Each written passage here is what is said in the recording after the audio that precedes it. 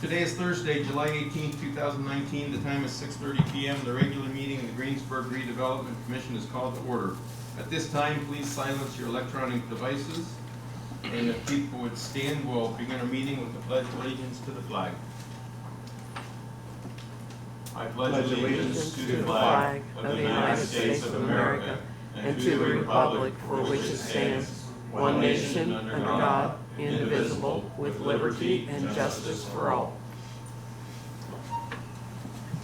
To comply with Title VI of the Civil Rights Act of 1964, the city requests that participants in this meeting complete a voluntary anonymous survey that is available on the table in the back of the room. Judy, would you conduct roll call, please? Yes. David Weigel. Present. Anna Wenzel. Absent. Ken Dornick. Present.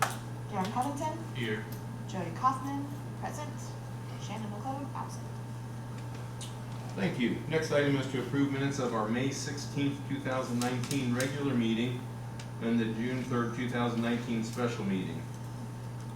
Hopefully everybody's had a chance to read and review the minutes. Are there any corrections to the minutes? If there are not any corrections to the minutes, they stand approved as presented. Next item on the agenda is our new business, Mr. Bryan Robbins, the Greensburg Decatur County Economic Development Committee Director. Please. Thank you very much. Does everybody have a copy of the SB1? Sent it in an email. I'm here because you guys are the legislative body for the TIF district, and this project does take place in the TIF district, and because of that, the project requires your blessing as far as any sort of approval for a tax abatement. As you can see by the submission, they're requesting a 10-year real property tax abatement on the, and this is A&NJ Hospitality, to build a hotel in the TIF district there, right off of Veterans Way. The proposed improvements will total $12.5 million. They're asking for a 10-year abatement on that, using the state deduction taxes. It has been, it has not been approved by the city council yet. It has been approved in committee, the abatement committee for the city. Can you help me picture where it's going to be? Certainly, you know there's a body of water there off of Veterans Way. And Mr. Whitaker's here if anybody has any specific questions. I'll pass around the diagram. But the positioning will be to the north of that body of water, the pond there, with the face of the hotel facing south towards Veterans Way. And it'll be on the north side of Veterans Way? Be north side, yes. We know when construction is anticipated to begin. Have we reached that point yet? I think he obviously needs to square away the abatements before he can do any sort of work. But as far as I know, everything falls into place relatively soon. Maybe I'm asking you, maybe we should ask Jeff. Yeah, how many rooms will the hotel be? Has that been decided yet? Approximately 90, 90. between 90 and 100. The common area is the only thing that's not decided on yet, so that affects your room count. I think that's a great move forward for Veterans Way. I think putting the hotel in there certainly could be something that would start other types of businesses to attract them. That's what we're hoping. Do you happen to know what the tax is generated now on just vacant land sitting there? Do you know how much that is? I don't know, approximately $20 an acre. 20 an acre. And that, of course, would still be going to the TIF throughout the abatement. I have a question for you guys that sat on the TIF before when you created Veterans Way Phase 1. Was there any plans for the direction north for the roundabout? any time where you guys considered making the road extend? I don't recall that Or would that at just all in the be, design. would that just turn into like a entryway for whatever business was put in the property? Yeah, I don't recall there being really any discussion in the design Okay. phase of all, Judy. Because I guess one question would be, do you have a plan proposal, like where on your property to place it? Will it be Yeah. more west side of the roundabout, Well, east side? It's directly on the north side of the pond there, the lake. Okay, And we have a road that we're planning to bring around that to connect from the north side of the roundabout to the entrance that's east of the lake, so that it connects all the way around on Veterans. And then the sites for businesses, the hotel, and then we're proposing a site for the visitor center next to the hotel. And what we've done is arrange the hotel to face the lake. So from Veterans, you see that, not the interstate. You're not looking at the back of the hotel from Veterans. We wanted the front to face Veterans. And also, the proposed visitor center would be, the front of the visitor center where you enter would be on the north side, and the parking would be on the north side of that. But then the back of the visitor center, where the outdoor venue would be towards the lake, that would also be facing the lake as well. And within that loop, then besides those two businesses, at the east end of the lake, there would also be another pad site for a proposed restaurant site at that location. That would be near, and have foot traffic access to all of those, around the lake, the rest of the way around, to tie into the walking path on the other side, So at the roundabout, the sidewalk approaches are already done.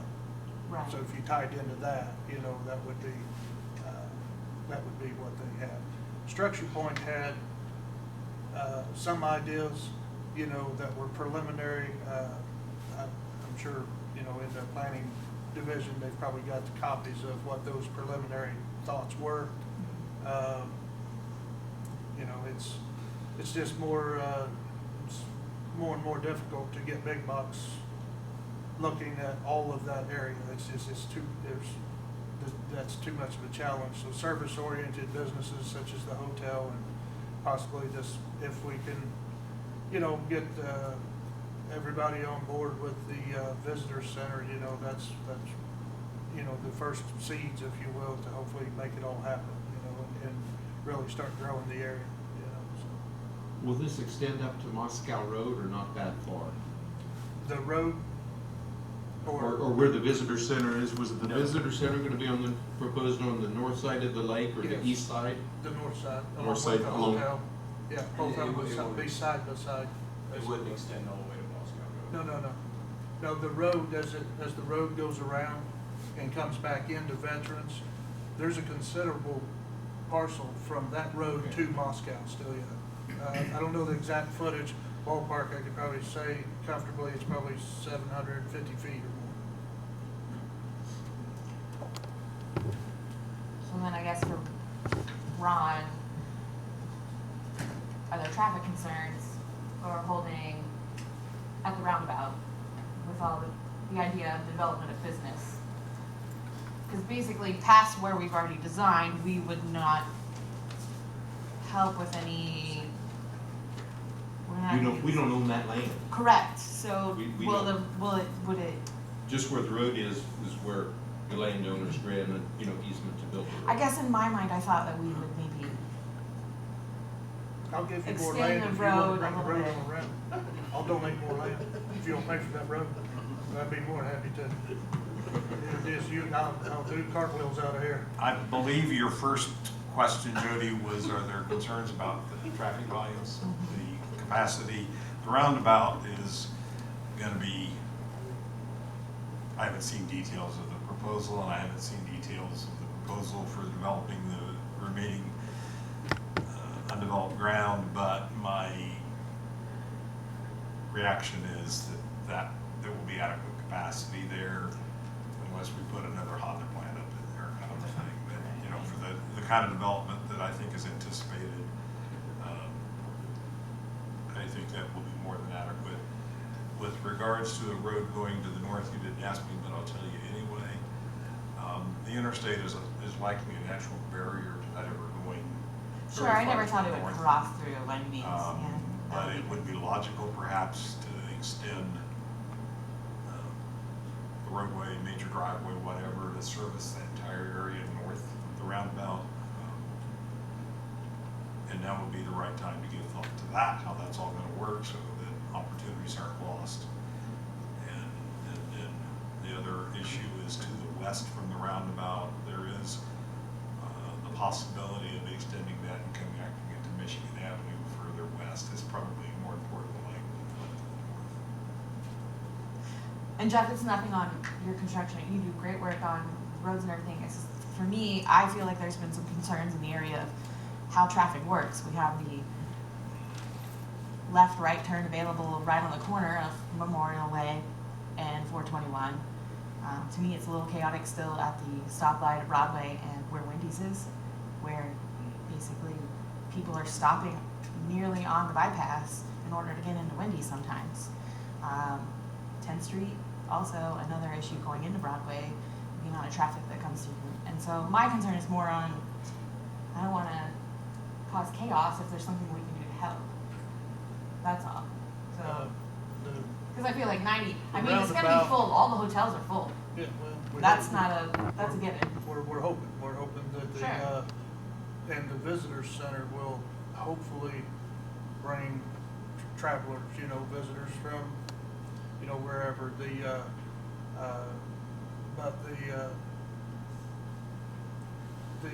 roundabout, and I mean, obviously the design of that was to keep traffic flowing.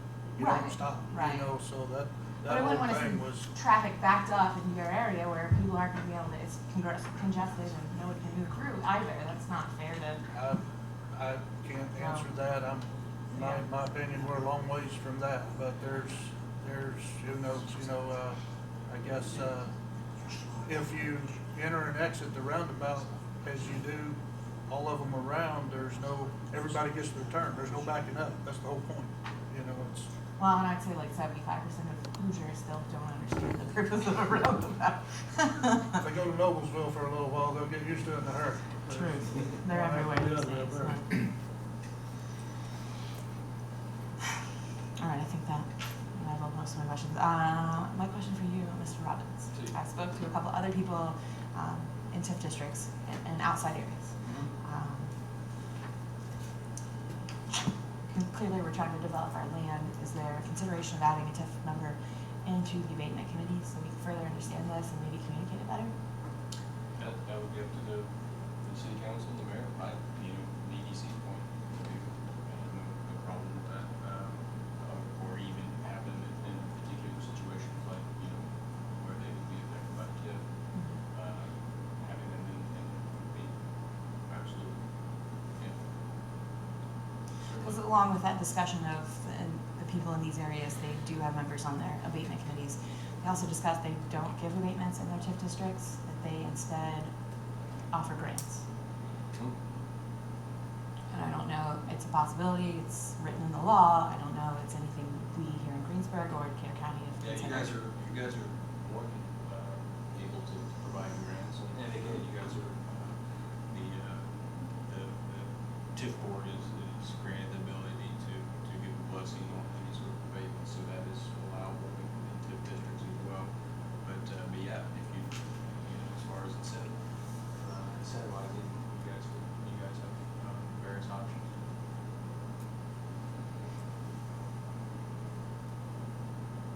I think from a cash flow perspective, it would be much more difficult to give grants than to give an abatement. At least with an abatement, you're not losing money. So whatever the base is, you still get the tax on the base. The abatement's on the improvement. Of course, the abatement will be phased in, so you guys will get. But ideally, the more money we bring in, the more grants we can do to future other businesses in the area, which is what I understand the TIF district is supposed to do, develop the area. So right now, Jeff's right, we can't bring a big box store in. The more taxes we bring in, the more money we have to be able to grant things, maybe we can. Maybe, yeah, I mean. Just maybe brain that's thoughts, an I don't idea know. for- Yeah, I mean, it's a good idea for the future. I think sitting here today, I don't think we have the money. And I'd like to, I think that you guys should have a great deal of credit, because again, what you talk about, you guys paid for developing this area, you guys put in this road, you guys put in utilities, this probably would not happen without the investment that you guys have made. So, and I think you guys are actually doing exactly what Tim wants you guys to do, so. I think, Kudos to you guys. honestly, I think locally, once the road's extended through Lincoln Street, it's gonna be utilized all the time. It's brilliant, once people realize it. It's way quicker to get across town. It's very true. Any other questions? So you would like a motion or Just a, That we- motion of approval or something like that for the SB one. I'd entertain a motion if we approve this SB1 form. Second. Thank you, Kim. Thank you, Darren. Any other discussion? Those in favor signify by saying aye. Aye. Those opposed? Motion carries Thank you, Joe. 3-0.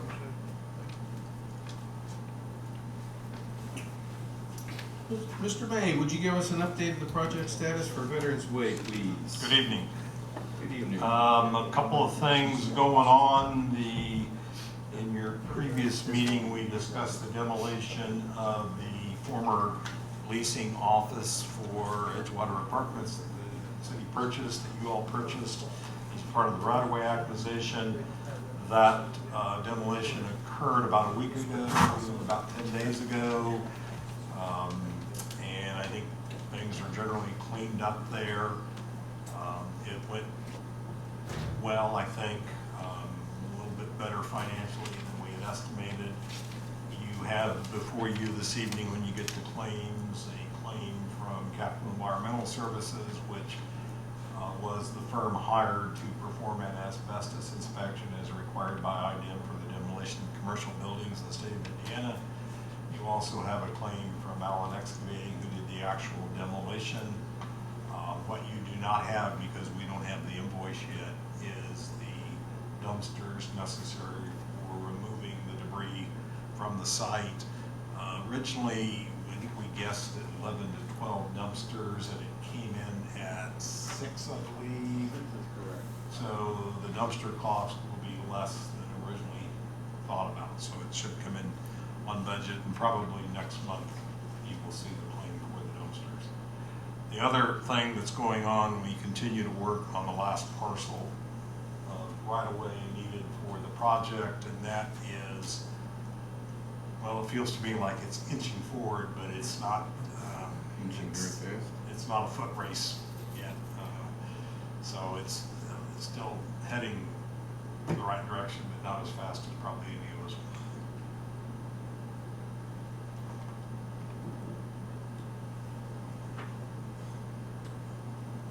And how about Lincoln Street? Anything to report there? Lincoln Street, the last little task that was out there was was some adjustment to some curbs and on one of the adjoining property lines, and that has been resolved. I think everything on Lincoln Street is in order at this point. We have been successful in closing that project out with NDOT on the community crossing matching grant portion of it, which is a good thing because we will spend a couple of days working on applications for more matching grants. And one You of would get the- everything completed by June 30th like we Yes, need to. it all came together properly in that fashion. So that all came together well. I think Lincoln Street is officially finished. Even the grass is in pretty darn good shape. Can you tell us what projects you're looking to apply for the next round of grants? Yes. And This is from memory, so please don't hold my feet to the fire, but we're looking at working on West Street from Maine to Michigan. We're looking at North Street from Broadway to Lincoln. We're looking at Fort Street from the railroad south to Broadway. We're looking at McKee Street from Broadway to Ireland. We're looking at 4th Street from Broadway to Ireland. We're looking at 5th Street from Broadway to Ireland. We're looking at 1st Street from Home to North Michigan. We're looking at all of Edgewood Acres.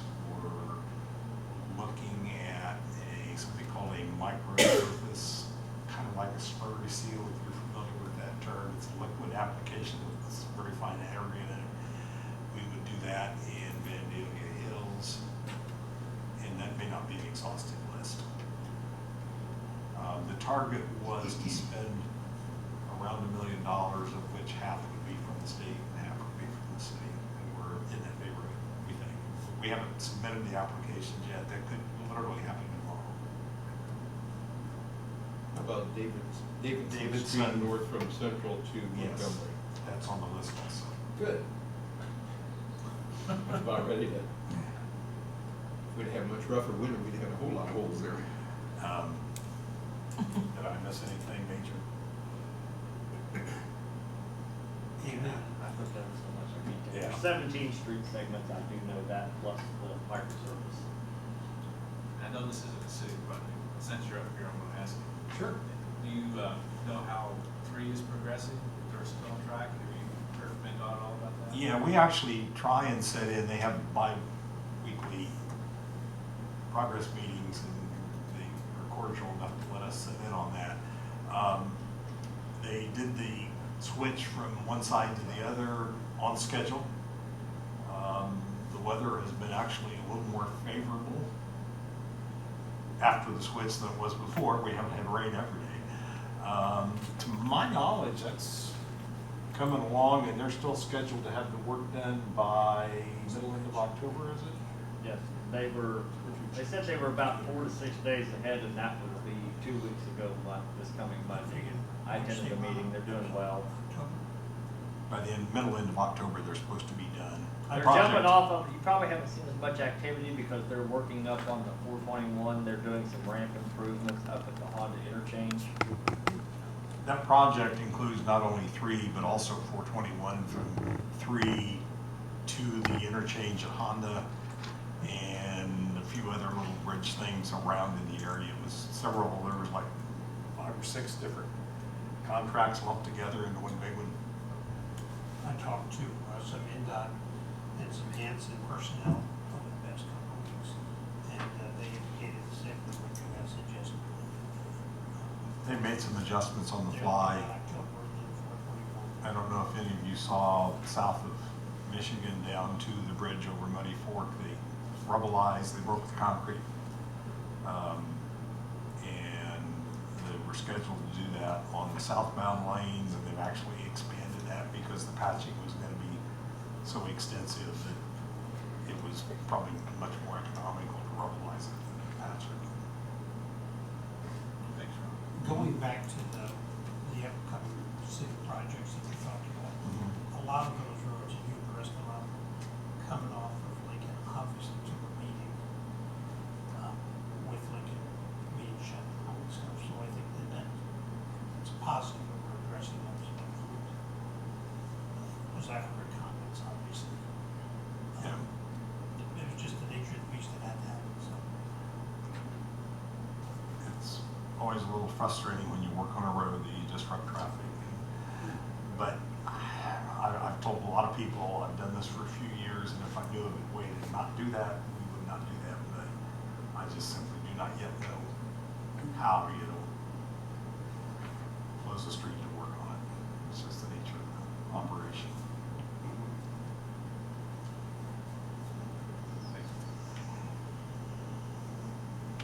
Any other questions? Thank you, sir. You're welcome. Next item, approval of claims. We have about, I think, 5 bills. We have one regarding the concrete work Mr. May was talking about for $400. That's on Lincoln Street. And then we have an invoice from American Structure Point of $3,550.73. That's for work on Phase 2 of Veterans Way. And then we have a bill from Larry Allen for the demolition of $4,800, and that's all tied to Veterans Way. And then the asbestos analysis, Mr. May mentioned, $870. And then attorney's fees with right-of-way acquisition, $10,969.50. So if I added correctly, bills for Phase 2 are $20,190.23, which I wonder if we should pay out of our bond account. And then pay the $400. Shouldn't we do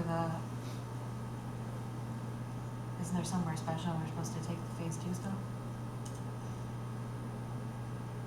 I wonder if we should take a draw from the bond. You know, it's not a lot of money, No, it's not. but I thought we decided we wanted to take more of the draw. that's what I was thinking. That was, Until we got reimbursements. Okay. I thought that's what we discussed. A separate but parallel issue, there have been some draws y'all made last year that were reimbursable items that you've been reimbursed for. We need to have a discussion, maybe even next month, of repaying the reimbursed amounts back to the bond. the bond. So, and I don't know if, Would we be smart just to not take this from the, I think, we have the money in the regular. yeah. And you Fund. did make your July bond Right. payment Right. that did occur, so that's behind you. And there's $913,000. But that number, please understand, some of that's the reimbursement that probably needs to be paid back. Right. Right. How much do we have to pay back still? You know, You remember how much it was? 600 and, what was the other one? It's around, I think it's around 700,000. And this reason You've got a couple of large right-of-way expenses you paid. If you remember, we had exhausted the right-of-way funding from NDOT, and we went back and got an additional amount of money. But that has not yet been approved to be utilized, so I've been holding a few claims, waiting for the time. Matter of fact, they actually had an amended contract that we had executed, and they came back and changed it again because the time extension needed to be moved into the fiscal year 2020. So, or 2021, so I still don't have access to that right-of-way money. As soon as I have that, I'll start getting you some additional Okay. reimbursement, and it's probably gonna be around $600,000. So if we would have just pay all these out of our regular account, it would be $20,590.23. Do I hear a motion to pay our bills? so moved. Thank you, Kim. Is there a second? Second. Thank you, Darren. Those in favor, signify by saying aye. Aye. Those opposed? Motion carries 4-0. Anything else from any board members? Our next meeting date will be Thursday, August 15th, right here at 6:30. That being said, our meeting stands adjourned. We've got a number of things for everybody to sign here.